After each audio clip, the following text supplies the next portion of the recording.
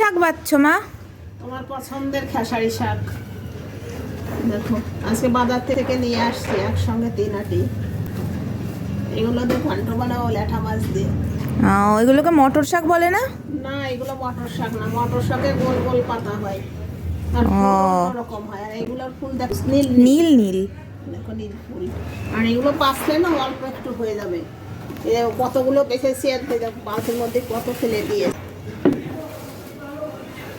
আর এরকম বাঁচতে অনেক সময় লাগে। মাঝে মাঝে একটা হেলেঞ্চা শাকও আছে, আজকে বেছে রাখি, কালকে বানিয়ে দেবো। ঠিক আছে। ফুলগুলো সুন্দর। হ্যাঁ, কিন্তু মটর শাক যেগুলো, মটর শাকের ফুল আবার আলাদা রকম হয়। ও, আজকে শাকটা মোটা মোটা আছে, আগের দিন এনেছিলাম ওইগুলো সরু সরু ছিল। বেশিরভাগটাই তো ফেলে দিচ্ছ।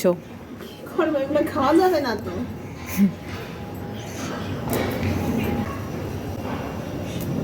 আমাদের ছাদ বাগানে লাগালে হয়। লাগাতে পারো।